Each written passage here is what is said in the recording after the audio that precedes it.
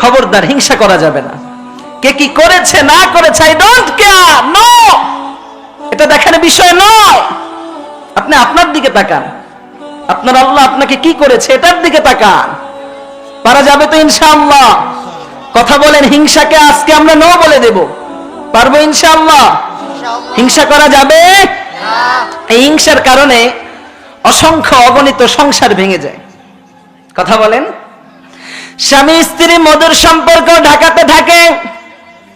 স্বামী বেচারা খুব শখ করে বিয়ে করেছে, স্ত্রীকে নিয়ে সুন্দরভাবে জীবন যাপন করে। মাসে 10,000 টাকা বেতন, আওয়াজ দিয়ে বলতে হবে কয় হাজার টাকা? 10,000 টাকা বেতনের চাকরি। সুন্দরভাবে স্ত্রীকে নিয়ে ঘরের মধ্যে পড়ে থাকে।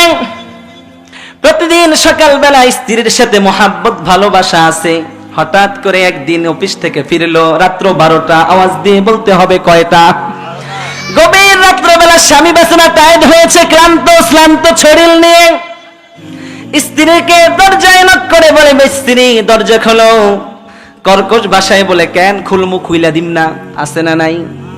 আরো জোরে বলুন, আছে না নাই? কথা বলেন।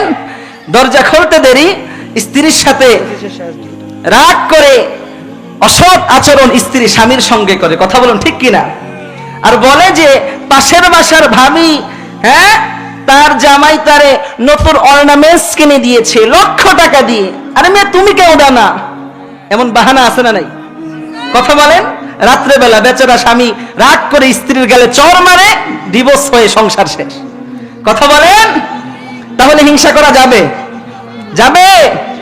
হিংসা করা যাবে না।